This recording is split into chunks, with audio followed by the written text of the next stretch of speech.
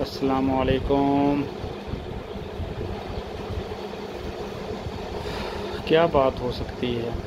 کس ٹاپک پہ کوئی بات ہو سکتی ہے؟ میرا خیال ہے کہ ہمیں بانٹ اور مل بانٹ کے کھانا چاہیے۔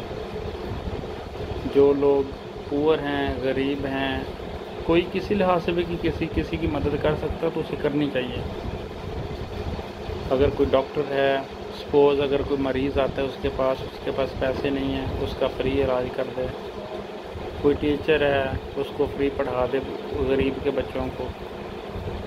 اگر کسی کے پاس پیسے ہیں، کوئی امیر بندہ ہے، وہ غریبوں کی مدد کرے، اور اس طرح جو خوشی ملتی ہے کبھی بھی نہیں مل سکتی۔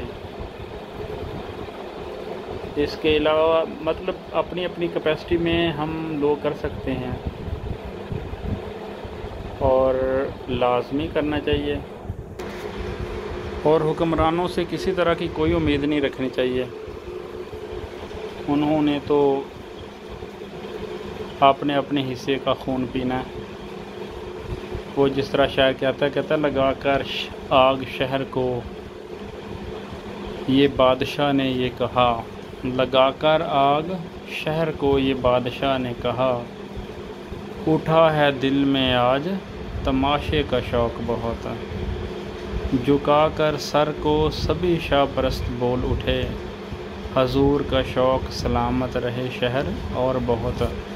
اصل میں ہم بے حس ہو چکے ہیں۔ ہمیں بلکہ ہم تو اپنے آپ کے ساتھ بھی مخلص نہیں ہیں۔ ہم تو اپنے آپ کو بھی میرا خیال دھوکے میں رکھا ہوا ہے ہم نے۔ جو اپنے ساتھ مخلص نہیں ہے وہ کسی کے ساتھ کیا ہو سکتا ہے؟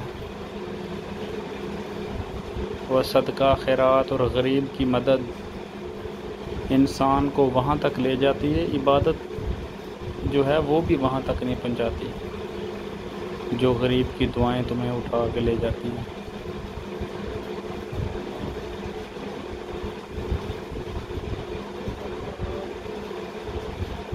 شاید لوگ پہلے مل بانٹ کے کھاتے تھے، برکت بھی تھی، لوگ خوش بھی تھے، سب کچھ تھا، لوگ محبت سے رہ رہے تھے۔ اور آج خود غرضی کا یہ عالم ہے کہ میں نے خود دیکھا ہے کہ ایک ڈاکٹر کی فیس 1000 روپیہ تھی، اور وہ جو عورت وہاں پہ دوائی لینے کے لیے آئی اس کے پاس 900 روپیہ تھا، اور ریسیپشنسٹ کہہ رہا ہے کہ 1000 روپیہ پورا لے کے آئیں، ادروائز ہم آپ کو پرچی نہیں بنا کے دیں گے۔ وہاں پہ میں اور میرا دوست بیٹھے ہوئے تھے، اس نے کہا یار 100 روپیہ میں دیتا ہوں، اس نے دیا، کہتا پرچی بناؤ۔ یہ حالات ہو چکے ہیں۔ جس ملک میں بزنس بن جائے نا، محکمہ صحت، ایجوکیشن ڈپارٹمنٹ اور ہیلتھ ڈپارٹمنٹ، یہ بزنس بن چکا ہے پاکستان میں۔ اسکول بھی بزنس اور ہاسپٹل جو ہیں وہ بھی بزنس۔ جس ملک میں صحت اور تعلیم بزنس بن جائے وہاں پہ یہی ہوگا جو ہو رہا ہے، یہی سسٹم ایسے ہی چلے گا، وہاں پہ بے برکتی ہوگی، ایسے ہی چلے گا۔ خدا را ہر بندہ اپنے حصے کا دیا جلائے تو یہ ملک، یہ دنیا جنت بن سکتی ہے۔ اگر کوئی رو رہا ہے تو اس کو ہنسا دیا جائے، اگر کسی دکان پہ کسی کا قرض ہے تو وہ قرض ادا کر دیں، کسی طریقے سے بھی غریب کی ہیلپ کر دیں، اللہ تعالیٰ آپ کی ہیلپ کریں گے۔ جب ہم کسی غریب کی اپنی کیپیسٹی میں، یار پیسے نہیں ہیں تو کسی کے ساتھ اچھے اخلاق سے بات ہی کر لو، یہ بھی صدقہ ہے۔